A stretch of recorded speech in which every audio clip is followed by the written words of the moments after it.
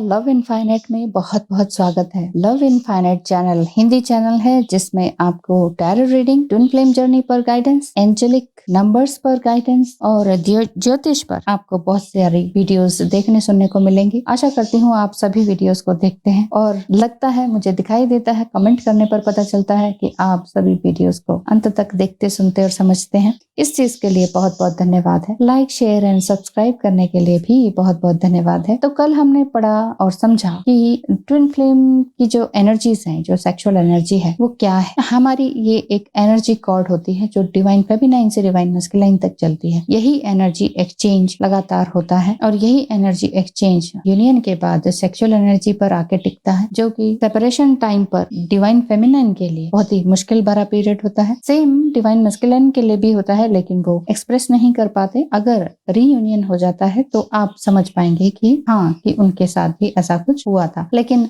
Intense pulling हर तरह की, psychologically, socially और सेक्सुअली, ये एनर्जी डिवाइन फेमिनाइन को ज्यादा ही परेशान करती है। तो अवेकनिंग इसी वजह से इनकी पहले मानी जाती है। वैसे देखा जाए तो डिवाइन मस्कुलाइन पहले ही अवेकन होते हैं। इसी तरह के शब्द आपको बोलते हैं कि हम दूसरी दुनिया से आए हैं, हम हैं ही नहीं इस दुनिया के, तुम और मैं कुछ और हैं, तुम्हारा और मेरा संबंध पिछले जन्म का है, लाइक दैट। इस तरह से लगातार कुछ ना कुछ बोलते हैं, जो कि इस तरह के शब्द नहीं होते कि हम ट्विन फ्लेम हैं, हमारा सोल कनेक्शन है, गॉड एनर्जी है हमारी, इस तरह का नहीं बोलते हैं। लेकिन हाँ, इनसे मिलते जुलते कुछ शाब्दिक अर्थ वाले या शायरी में या सॉन्ग्स में या किसी तरह से आपको कुछ ना कुछ जरूर बताते रहते हैं या हिंट देते रहते हैं। तो इससे हम ये समझ सकते हैं कि ये अवेकनिंग उनकी सबसे पहले होती है। लेकिन दिखाई देता है जो 3D वर्ल्ड में, वो अवेकनिंग डिवाइन फेमिनाइन एनर्जी की दिखाई देती है, चाहे वो फीमेल बॉडी में हो डिवाइन फेमिनाइन या मस्कुलाइन बॉडी में हो। तो वो ज्यादा अवेकन होते हैं, वही ज्यादा चेस करते हैं, वही physical chasing and mental chasing दोनों ही सबसे ज्यादा डिवाइन फेमिनाइन करती हैं। सेपरेशन पीरियड में तो बहुत बढ़ जाता है। इसी तरह से सेक्सुअल एनर्जी भी बहुत बढ़ जाती है और आप उसे संभाल नहीं पाए तो कुछ का कुछ बिगड़ जाता है। यानी कि या तो अपने ही साथ आप बिजी हो जाते हैं, या डीएम को बिल्कुल ही कट ऑफ कर देते हैं हमेशा के लिए गुस्से में, या फिर आप किसी और के साथ एंगेज हो जाते हैं, या कई सारे बॉयफ्रेंड या इस तरह के संबंध बना लेते हैं, या फिर आप अगर अनमैरिड हैं तो किसी और के साथ ही शादी कर लेते हैं, सोलमेट वगैरह के साथ। तो बेसिकली सेपरेशन पीरियड में डिवाइन फेमिनाइन को हीलिंग का सहारा लेना ही पड़ता है। जैसा कि मैंने बताया ही है कि डिवाइन इंटीमेसी होती है इसमें, जो कि फिजिकल इंटीमेसी भी कहलाती है। एक जब आप 3D वर्ल्ड में उनसे मिलते हैं तो एक डिवाइन कनेक्शन आपका अपने आप ही बन जाता है। चाहे आप उनसे इस काम को गलत समझते हुए ना मिलना चाहें तो भी आपका कनेक्शन कभी ना कभी उनके साथ 3D वर्ल्ड में फिजिकल हो ही जाता है, यानी कि आपकी सेक्सुअल एनर्जी एक्सचेंज हो ही जाती है। अब अगर बात करें, आप ये कहते हैं, कई लोग ये कहते हैं कि हम तो अभी तक मिले ही नहीं, मतलब ट्विन फ्लेम से यूनियन हुआ ही नहीं, लेकिन हमारे सामने ट्विन फ्लेम की वीडियोस आने लग गई हैं, कुछ ना कुछ अवेकनिंग होने लगी है। देखिए, अधिकतर मेरे पास जो टैरो रीडिंग में आते हैं वो सेपरेशन पीरियड के दौरान वाले ही आते हैं, 99.9% समझ लीजिए, और 0.1% ही होते हैं जो बिफोर अवेकनिंग आ जाते हैं, बिफोर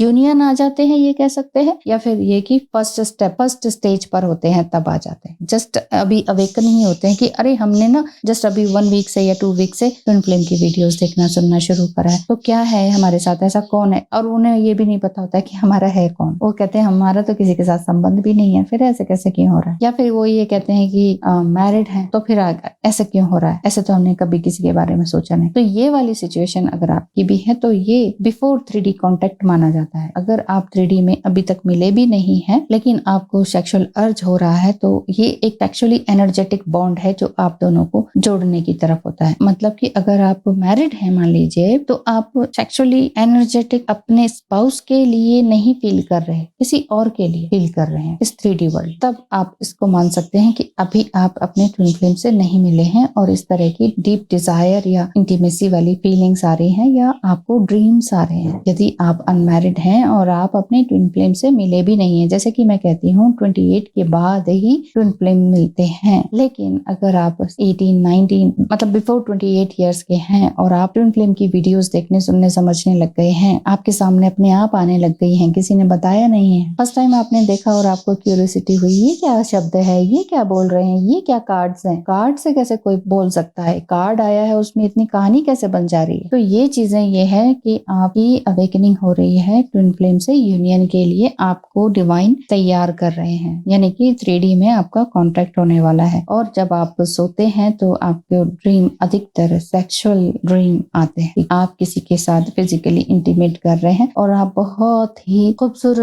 एनर्जी एक्सचेंज कर रहे हैं, ऐसा फील कर रहे हैं। तो कॉन्शियसली ये सब नहीं करते हैं, ये अनकॉन्शियसली अगर आपकी ये फीलिंग्स आती हैं या ड्रीम्स आते हैं, तब आप ये समझ सकते हैं कि आपको आपका ट्विन फ्लेम मिलने ही वाला है, क्योंकि सोल आपकी जानती है कि ह्यूमन एक्सपीरियंसेस जो भी हुए हैं वो किस तरह के थे, इवन पास्ट लाइफ में भी आप क्या थे। हमारी हर एक सेल बॉडी का जानता है कि हम पास्ट लाइफ में क्या थे और हम किसे ढूंढ रहे हैं, लेकिन हम अपने अधिकतर दिमाग का प्रयोग करते हैं, इस वजह से हम समझ नहीं पाते कि हमारे साथ ऐसा क्यों हो रहा है। कई बार हम सोचते हैं अरे मैं तो डॉक्टर हूँ, ऐसे कैसे सोच सकती हूँ, अरे मैं तो साइंटिस्ट हूँ, मैं ये कैसे सोच सकती हूँ कि ये 5D वर्ल्ड भी होता है, कोई सोल भी होती है, मेरा तो नाम ये है, मैं तो ये हूँ, मैं तो पॉलिटिशियन हूँ। मतलब आप 3D वर्ल्ड में अपने आप को लेबल कर रहे हैं, मैं तो इतनी हायर पोस्ट पर हूँ, मैं ये ऐसा काम नहीं कर सकती, मैं तो बहुत पवित्र हूँ, मैंने तो एक्स्ट्रा मैरिटल अफेयर के लिए सोचा भी नहीं, मैं तो गुस्सा करती हूँ जो भी इस तरह से करते हैं और आज मेरे साथ ही हो रहा है, तो क्या हो रहा है, ये क्या मैं वाकई एक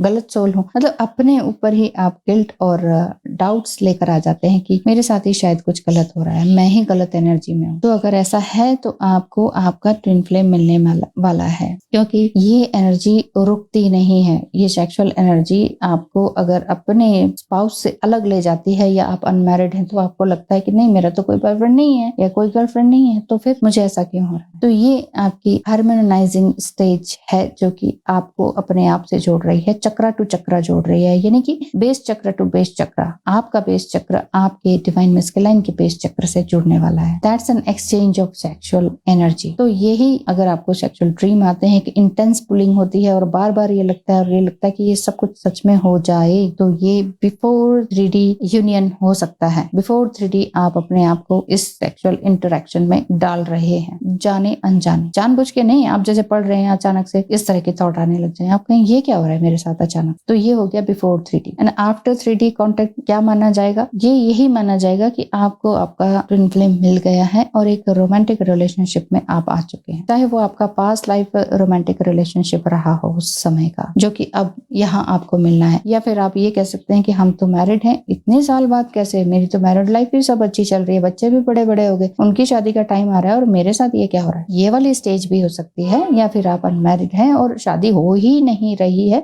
30-40 क्रॉस होने को हो गए हैं और आपके अंदर ये वाली फीलिंग्स आ रही हैं। तो ये जो सेक्सी वाइब्स होती हैं ये आपके अंदर तब आ रही हैं जब आप एक अपने ट्विन फ्लेम से मिल ही चुके हैं, लेकिन आप उसको रिकॉग्नाइज नहीं कर पा रहे हैं कि हाँ यही मेरे ट्विन फ्लेम है, क्योंकि बेसिकली अभी आप ट्विन फ्लेम जर्नी में जस्ट अभी अभी उतरे हैं, अभी अभी आए हैं। ये है क्या, ये होता क्या है, पहली बात तो ये एनर्जी कौन सी होती है और मैं कौन सी एनर्जी में हूँ। अगर आपको इतनी सारी प्रॉब्लम सवाल आ रहे हैं तो आप एक टैरो रीडिंग ले सकते हैं। टैरो रीडिंग में आपका स्वागत है, जिसमें मैं आपको 1 घंटा देती हूँ। 1 घंटे में आप अपनी स्टोरी, अपने एक्सपीरियंसेस बता सकते हैं। आप अपना नाम, डेट ऑफ बर्थ वगैरह देने की जरूरत नहीं है टैरो में। अगर आप अपनी आइडेंटिटी छुपाना चाहते हैं, आप बहुत फेमस भी हैं तो भी अगर आप छुपाना चाहते हैं कोई प्रॉब्लम नहीं है, आपकी कोई भी बात रिवील नहीं की जाएगी, कोई फोटोग्राफ रिवील नहीं की जाएगी। आप मत भेजिए, मुझे किसी चीज की जरूरत नहीं टैरो रीडिंग में। तो आप टैरो रीडिंग में आइए अपना नाम और अपनी आइडेंटिटी छुपाते हुए। पेमेंट भी आप किसी और नाम से भेज सकते हैं, किसी अपने फ्रेंड से करवा सकते हैं ताकि पता ही न चले। ऐसा कर सकते हैं आप। वैसे आप मुझे सब कुछ भी बताएं तो भी आपकी कोई भी बात लीक नहीं होगी, कोई भी बात रिवील नहीं होगी, कोई फोटोग्राफ, कोई नेम, डेजिग्नेशन कुछ भी नहीं होगा। तो आप ट्विन फ्लेम जर्नी के बारे में और भी डीप में जान सकते हैं, क्योंकि कई लोग कमेंट में लिखते हैं ये ट्विन फ्लेम क्या होता है, ये DMDF क्या होता है, समझ ही नहीं आ रहा। तो अगर इतने सारे सवाल हैं तो आप इस चीज के बारे में और डीपली मेरे से जान सकते हैं। तो यही है ट्विन फ्लेम क्लोजर कि आप अपने काउंटर पार्ट से मिल रहे हैं, अपने काउंटर पार्ट से सेक्सुअली मिलना 3D वर्ल्ड में, यही आपको उनके साथ फिजिकली क्लोजनेस में लेकर आता है। चाहे आप अपने ट्विन फ्लेम से अभी तक किसी भी रिलेशनशिप में ना आए हो, फिर भी ये सेक्सुअल एनर्जी आपको लगातार छेड़ती रहती है कि चलो उठो, करो, कुछ करो। तो इस तरह की जो एक्सपीरियंसेस होते हैं ये आपको आपके ट्विन फ्लेम के करीब लेकर आती है। चाहे आप उनसे ट्रिगर हो रहे हो, आपको उनकी बातें पसंद नहीं आ रही हो, आपको उनकी हरकतें पसंद नहीं आती हो, आपको उनका चेहरा ही नहीं पसंद आता हो। समटाइम ये होता है, जरूरी नहीं है डीएम बहुत स्मार्ट होते हैं। डीएम मेल बॉडी में बहुत हैंडसम स्मार्ट नहीं होते हैं। एक दोनों ही सेम लेवल के ब्यूटीफुल नहीं होते हैं, ब्यूटीफुल और हैंडसम। एक हाई और एक लो होता ही है। इसीलिए हाई और लो एनर्जी मिलकर जब दोनों ही, कोई कहीं लो होता है तो कोई किसी पार्ट पर लो होता है, समझ रहे ना। कोई किसी पार्ट पे लो होता है, कोई किसी पार्ट पे लो होता है, और फिर दोनों जब आगे मिलते हैं तो उनकी कुंडलिनी अवेकनिंग होती है। और फिर यही एक्सपीरियंस उनको बॉडी के थ्रू भी मिलता है, बॉडी शिवरिंग होती है और इस तरह की चीजें आती हैं कि चलो लेट्स डू समथिंग फिजिकली। ये वाली फीलिंग्स डिवाइन फेमिनाइन के अंदर भी आती है और मैस्कुलाइन के अंदर भी आती है। ना चाहते हुए भी, ट्रिगरिंग होते हुए भी, गुस्सा लड़ाई झगड़ा करते हुए भी, और आप हमेशा के लिए कोई बात उनके साथ रिलेशनशिप खत्म करना चाह रहे हो कि बस आगे से मुझसे कभी बात मत करना, आगे से अपना चेहरा मत दिखाना, मैं जा रहा हूँ छोड़ के, या मैं जा रही हूँ, मैं इस जगह को, इस सिटी को छोड़ के जा रही हूँ। ये आप बात कहने जा रहे हैं वहां पर, पता नहीं कहाँ पर, चाहे उनके ऑफिस में, उनके शॉप में, उनके घर में, या आप वो आपके घर आ रहे, कुछ ना कुछ ऐसा है जहां आपका फिजिकल इंटीमेसी हो जाएगी। तो ये है आपका 3D में उनके साथ मिलन। सबके साथ सेम हो ये नहीं है, समटाइम अलग अलग होता है। किसी का शादी के दौरान होता है, किसी की लव मैरिज होती है, किसी की सीधे अरेंज मैरिज होती है, जैसे कि हमारी हुई थी, एकदम से अरेंज मैरिज होगी। 15-20 दिन के अंदर सब कुछ, एंगेजमेंट, बात, ये मिलना, फोन पे बातें, सब कुछ हो गया सब। और फिर लगा ये क्या हुआ अचानक से, इतने साल से तो रिश्ते ही नहीं आ रहे थे, कुछ मिल ही नहीं रहा था, समझ ही नहीं आ रहा था। एक ही महीने के अंदर मैं एक सिटी से दूसरी सिटी, मतलब एक शादीशुदा जीवन, और सब कुछ बहुत अच्छा लग रहा था। और फिर सडन से फिर उससे भी बुरा, जो कि अपने बिफोर मैरिज जिस तरह से कार्मिक रिलेशनशिप में थी, उनसे भी बुरा मिल गया। ये क्या हो रहा है ये लाइफ में, मतलब ऐसा फील होता था बार बार, आसमान से गिरे और खजूर पर अटके। तो ये वाली फीलिंग्स, और ये वाली फीलिंग आसमान से गिरे खजूर पर अटके, ये कई साल चलती रही। समझ नहीं आया कि ऊपर की तरफ उड़ूं या नीचे खिसकूं, उस खजूर के पेड़ पे ही क्यों अटकूं, धरती पे कैसे पहुंचूं। ना धरती पे आया जाए, ना आसमान में उड़ा जाए, क्योंकि पंख है नहीं, उड़ नहीं सकते। जमीन पे नीचे आऊं कैसे, गिरते ही चोट लगने का डर। तो बहुत पापड़ पेले तब जाके थोड़ा बहुत शांति है। तो ये बात है। और अगर मैं ये बता रही हूँ कि आफ्टर मीटिंग एंड सेपरेटिंग, जब आपको सेक्सुअल एनर्जी अपसर्ज होती है, बहुत लोगों को इस टाइम में हो रही है, अगस्त के महीने में ये होती है।